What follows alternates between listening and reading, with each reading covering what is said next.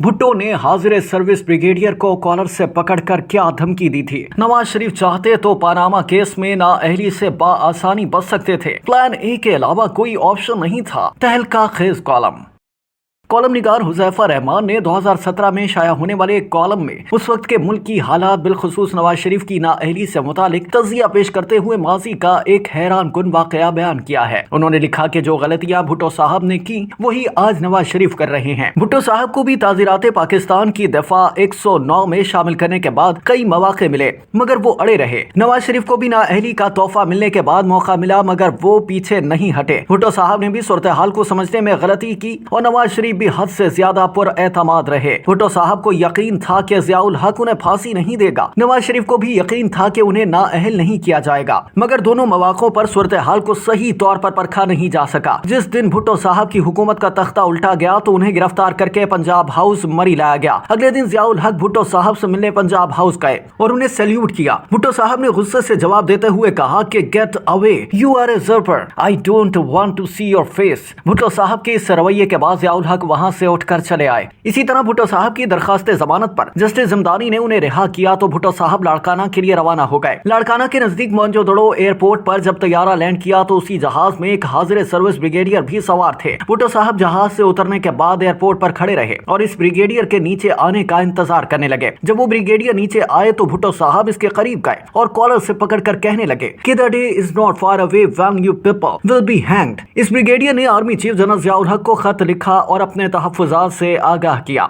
यूं मामलात बिगड़ते चले गए और पीपल्स पार्टी का बानी तख्ता-ए-दार तक पहुंच गया। साबिक वज़ीर आज़म नवाज शरीफ के केस में भी कदरे मुश्तरक है। नए आर्मी चीफ की तकर्री के बाद दूर दूर तक कोई चैलेंज नजर नहीं आ रहा था। अपनी मर्जी का इंटेलिजेंस चीफ लगाने के बाद सिविलियन हुकूमत बहुत पुरसुकून महसूस कर रही थी मगर ये खाकसार उन चंद लोगों में था जो मुसलसल खतरे की निशानदही कर रहा था। डॉन लीग्स के मामले में ट्वीट्स के आने पर इख्तलाफात बढ़े। मुस्लिम लीग नून में मौजूद मुफाहिमत पसंद ग्रोह की ख्वाहिश थी कि ट्वीट्स मामले को नजरअंदाज करके आगे बढ़ा जाए मगर एक अक़लियती ग्रोह ने नवाज शरीफ को मजबूर किया कि अस्करी क़यादत से बात करके ट्वीट्स वापस लिया जाए। ट्वीट तो वापस हो गया मगर दूरियां बढ़ती चली गईं। पूरा इदारा मुस्लिम लीग नून के खिलाफ हो गया। जानबूझकर पनामा केस में अपना किरदार बढ़ाया गया। हालात खराबी की तरफ बढ़ते रहे। नवाज शरीफ साहब को यकीन था कि मुझे नाअहल नहीं किया जाएगा। अरबों रुपए लगाकर बेहतर होने वाली सिविलियन इंटेलिजेंस की रिपोर्ट भी यही थी कि नवाज शरीफ नाअहली से बच जाएंगे। बल्कि मुझे याद है कि जिस शाम सुप्रीम कोर्ट ऑफ पाकिस्तान ने एक प्रेस रिलीज के जरिए आगाह किया कि पनामा केस का फैसला फला दिन सुनाया जाएगा, उससे चंद मिनट कबल वज़ीर आज़म के करीबी कानूनी मुशीर वज़ीर आज़म हाउस गए। नवाज शरीफ ने उनसे पूछा कि पनामा का फैसला कब आएगा तो उन्होंने इत्मीनान से जवाब दिया कि फला जज मुल्क से बाहर जा रहे हैं और मेरी इत्तलात के मुताबिक अगले 20 दिन फैसला आने का कोई इम्कान नहीं है। अभी मौसूफ गुफ्तगू करके हटे ही थे कि टीवी चैनल्स पर शोर शराबा शुरू हो गया कि पनामा का फैसला 5 रुकनी बेंच सुनाएगा। बात करने का मकसद ये है कि इस लेवल पर इस किस्म की मालूमात आ रही थी। बहरहाल 3-2 के फैसले में नवाज शरीफ फौरी नाअहली से बच गए। बेहतरीन मौका था कि मामलात को हल कर लिया जाता। एक साबिक अस्करी इंटेलिजेंस सरबराह ने मुझे बताया कि हमारे इदारे की तारीख में ये पहली मर्तबा है कि प्लान ए था